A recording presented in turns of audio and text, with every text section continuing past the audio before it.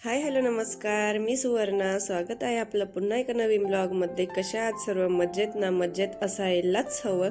तर आज होता फायनली लग्नाचा दिवस आणि आम्ही छान अशा गोड गोड तयार झालो होतो. साध्या व्हिडिओपासून ते म्हणजे ती नवरी झालेली हा व्हिडिओ काढणं म्हणजे खरंच फिलिंग खूप छान होती. तर पार्लरवाली सुद्धा म्हणजे लवकरच आलेल्या होत्या, त्यामुळे ना खूप लवकर लवकर सगळ्यांचं आवरलं होतं आणि छान छान असे सगळ्यांचे लुक जे होते ते क्रिएट केलेले होते. फायनली आपली नवरीबाई सुद्धा खूप सुंदर अशी तयार झाली होती. तर हा ब्लॉग ना खूप इंटरेस्टिंग होणार आहे. तर मला तरी वाटतं तुम्ही सर्वांनी शेवटपर्यंत बघायला पाहिजे, म्हणजेच स्टेट ट्यून. तर नवरीचा लुक कसा वाटला ते सुद्धा कमेंट करून सांगा. माझा लुक कसा वाटला ते सुद्धा कमेंट करून सांगा. आता एवढं छान सगळे तयार झाले म्हटल्यावर तर फोटो वगैरे तर होणारच ना. तर सगळ्या छान छान आणि गोड गोड असे फोटो काढत होत्या. तर आता आमचं आवडलं होतं आणि आम्ही निघालो होतो. नवरदेव आणि नवरीचं देखील फोटोशूट सुरू होतं तिकडं, मी आणि कोमल. त्यानंतर ना छान असं फोटोशूट सुरू होतं आणि मी व्हिडिओ काढायला घेतला आणि याने मध्ये मध्ये केलं नाही. असं कधी होणारच नाही. हा जर असला तर हा नक्कीच असं करतो. त्यानंतर खरंच खूप छान असे ते दोघेही म्हणजे गोड दिसत होते आणि त्यांचं फोटोशूट सुद्धा खूप छान असं सुरू होतं. थांबा थांबा थांबा, एक मिनिट फोटो राहील माझा. इकडं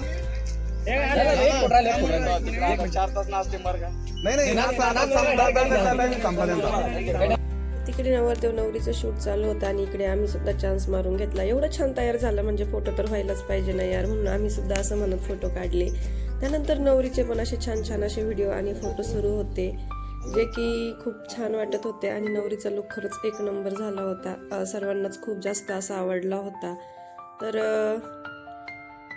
मस्त असं इथे शूट सुरू होतं. त्यानंतर नवरीचं थोडं शूट झाल्यानंतर आम्ही सर्वांनी नवरीसोबत थोडे थोडे फोटो काढून घेतले. ज्या बहिणी होत्या आम्ही सगळ्या, त्यांनी काही लेकीसुद्धा होत्या. तर आम्ही छान छान असे पोज देऊन फोटो काढून घेतले होते. आणि इथे माझी आता तयारी चालू होती, जे की मी पुढे तुम्हाला एक व्हिडिओ दाखवणार आहे. त्यामध्ये मला म्हणजे नजर काढण्याचा, बट इथे ट्रायल सुरू होती. ती काही जमली नाही, पण फायनली जो नवरदेव आणि नवरी जेव्हा मांडवात येतात ना, तेव्हाची ती ट्रायल होती, ती छान अशी जमून गेलेली. आणि खरंच खूप सुंदर असा हा व्हिडिओ आलेला.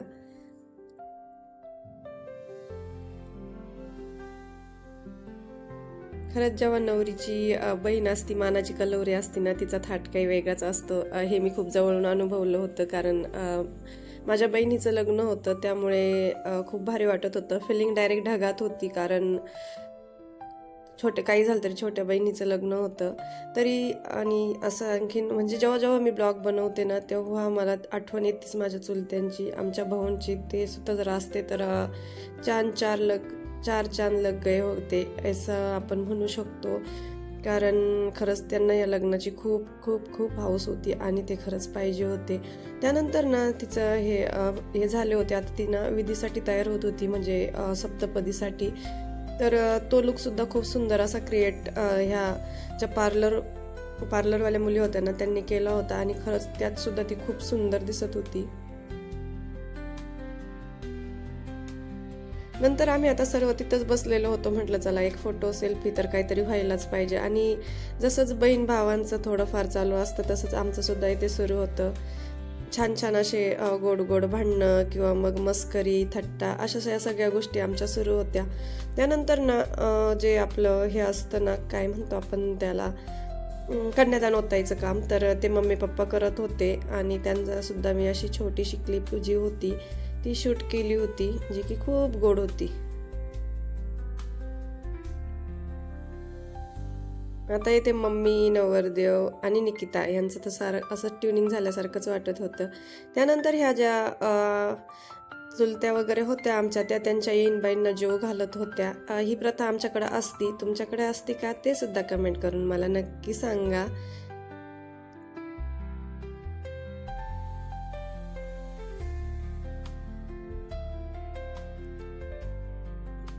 आता येथे चालू होतं कान पिळायचं काम. तर भैयाला सांगितलं होतं, दाजींना सांग की आमच्या दीदीला व्यवस्थित जीव लावा, तिला कुठलाही काही त्रास झाला नाही पाहिजे, असं तसं. आणि तेच तो सांगत होता.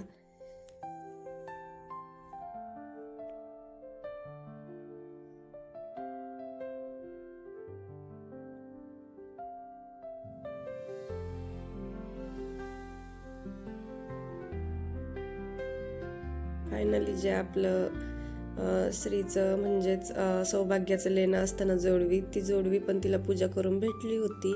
आणि आता सुरू होतं की जे आपले मंगळसूत्र असतं ना, तर त्याच्यासोबत काही त्यांचे फोटोशूट सुरू होतं.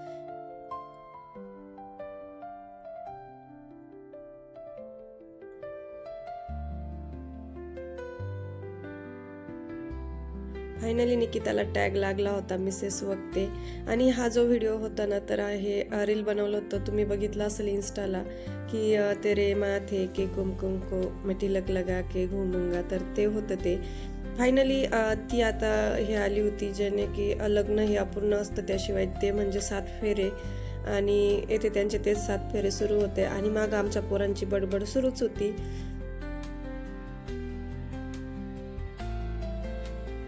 खरंच हे असं लग्न किंवा सर्वांना एकत्र येण्यासाठी ना, म्हणजे असं कुणाचं तरी लग्न किंवा असं काहीतरी फंक्शन असलं ना, तरच सगळे एकत्र येतात. तसं कोणी एकत्र येत नाही आणि कुणाला टाईमसुद्धा नसतो तेवढा.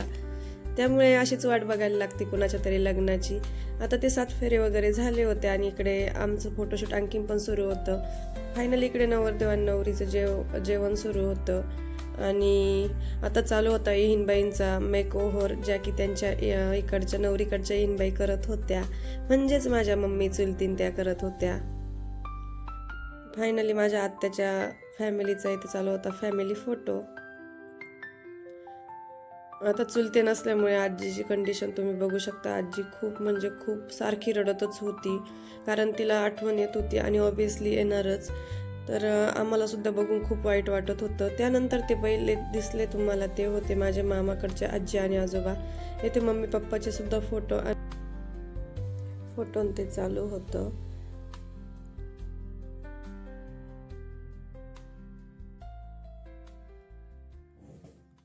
येथे होता माझा मोठा भाऊ आणि त्याची फॅमिली. आता येथे खूप छान असं रुखवताचं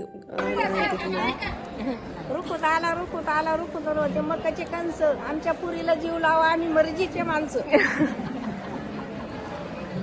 तर असं झालं होतं लग्न. तुम्हाला व्हिडिओ कसा वाटला कमेंट करून नक्की सांगा. आवडला असेल तर please do like, share and subscribe. तर भेटूया परत पुन्हा अशाच एका नवीन व्हिडिओमध्ये. आणि आता रुखूद वगैरे दाखवून झाला होता आणि आता नको असणारा क्षण म्हणजे नवरीला सासरी जाणे. तर बस आजच्या ब्लॉगमध्ये एवढंच. भेटूया परत पुन्हा अशाच एका नवीन व्हिडिओमध्ये. तोपर्यंत बाय.